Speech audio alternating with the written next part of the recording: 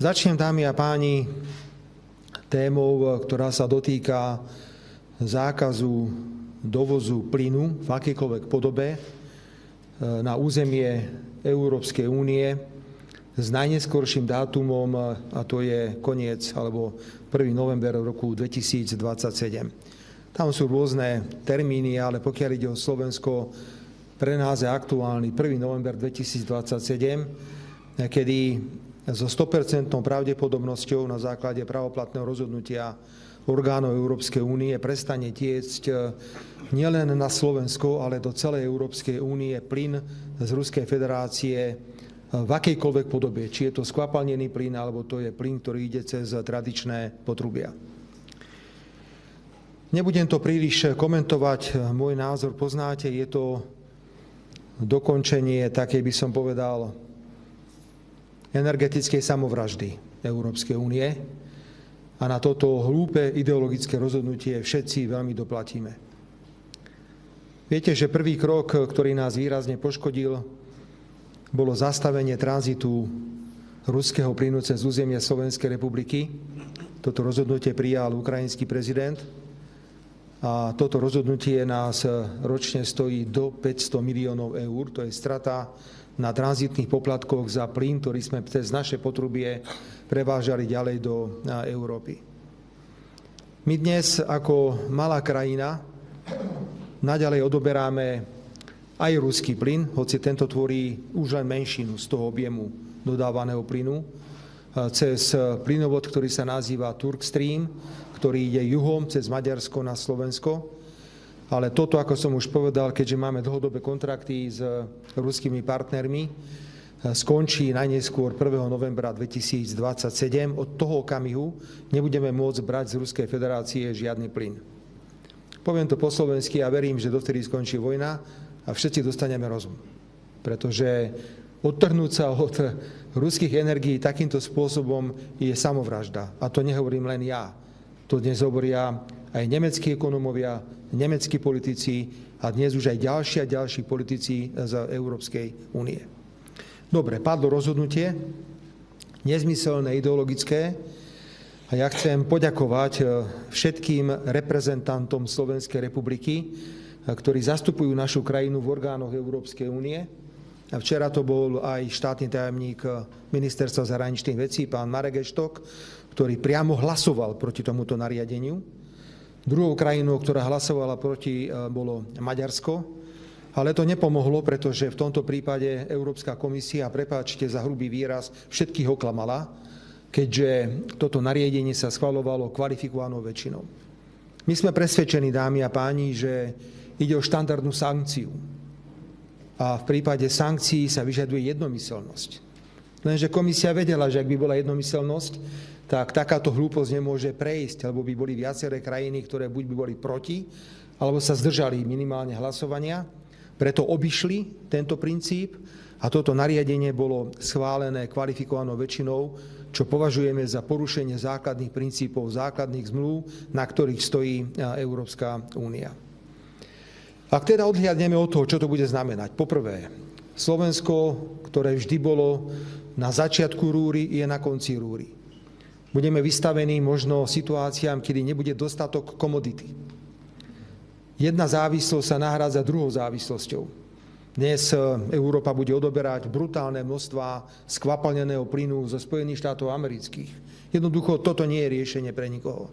Je to riešenie, ktoré bolo prijaté len a len z dôvodu nenávisti voči Ruskej federácii. Ja odmietam nenávisť ako vlastnosť, ktorá má určovať medzinárodné vzťahy. Chcem povedať, že sme mali vždy korektné vzťahy s dodávateľmi plynu a ropy z Ruskej federácie. Boli to spoľahliví dodávateľia. A dnes sa budeme musieť spoľahnúť možno niekedy aj na to, že budú ochotné západné krajiny postupovať ďalej plyn smerom na východ k nám. Pretože môže nastať situácia, že nebude dostatok komodity. A potom sa budem pýtať, že či veľké krajiny budú hľadieť na národno-štátne záujmy krajín, ktoré sú malé, ako je napríklad Slovensko. Je to nezmysel, my s týmto nezmyslom musíme žiť, ale som hrdý na to, že Slovenská republika bola v tejto téme konzistentná. Od samého začiatku sme túto ideologickú hlúposť odmietali Na všetkých stupňoch sme protestovali, vyžadovali sme zásahy do legislatívy a včerajšie definitívne hlasovanie potvrdilo konzistentnosť nášho postoja, keď zástupca Slovenskej republiky hlasoval proti tomuto nariadeniu.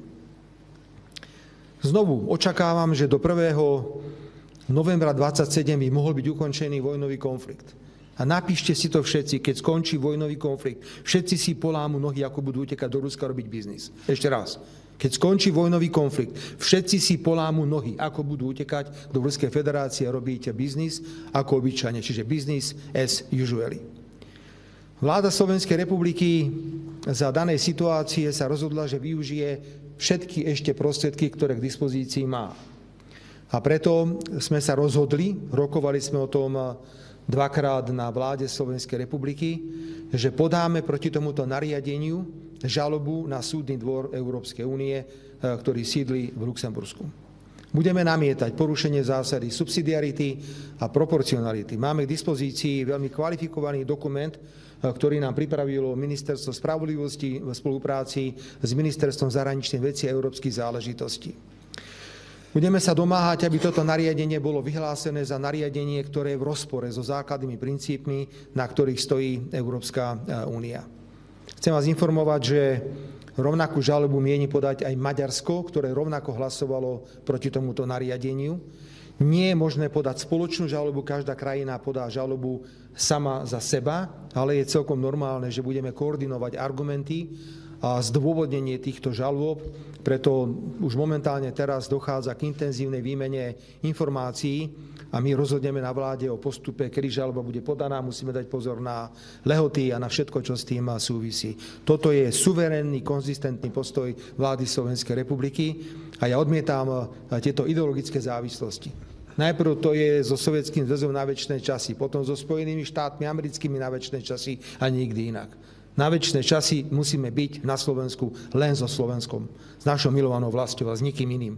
A toto je politika, ktorú ja budem vždy robiť. Takže toto je postoj k Repower EU, ktorý som opakovane označil za ideologické blúznenie, za energetickú samovraždu a túto samovraždu môže zvrátiť len ukončenie vojnového konfliktu. Ja som bol v kontakte s pánom ministrom zahraničných vecí Maďarska Petrom Siartom, kde sme si potvrdili našu koordináciu pri podávaní tejto žaloby, pretože každá krajina musí individuálne podať túto žalobu, avšak máme v podstate rovnaké podmienky, možno niektoré východiska sú individuálne v prípade Slovenska a rovnako aj Maďarska.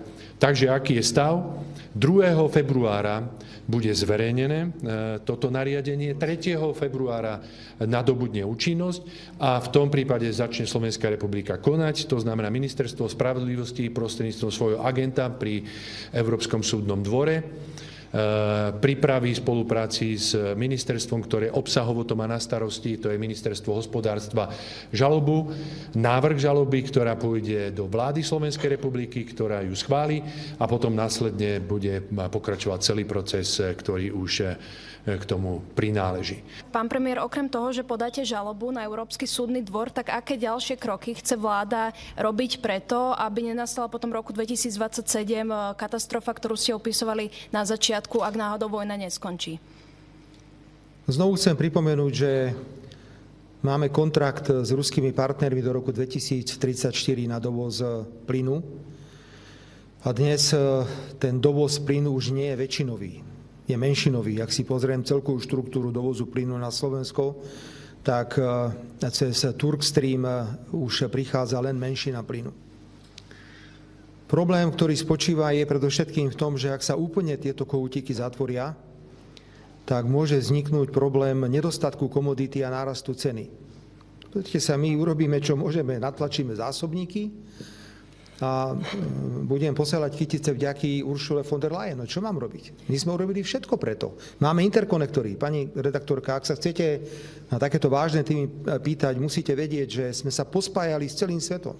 Máme interkonektor s Poľskom, máme prepojenie s Rakúskom, s Českou republikou, prepojenie s Maďarskom. To znamená, my sme schopní ťahať pre vlastnú spotrebu plyn, ale ten plyn môže byť podstatne drahší a zdá sa, že už aj tieto samotné rozhodnutia ovplyvňujú ceny plynu na svetových trhoch. A najviac, čo nás mrzí, je, že Tu je brutálna infraštruktúra, ktorá ide cez územie Slovenska, ktorá bude suchá. Jednoducho bude tu potrubie, cez ktoré išli desiatky miliárd metrov kubických plynu smerom na západ, kde sme zarábali veľké peniaze a boli sme z tohto úplne vyradení kvôli ideologickému nazeraniu.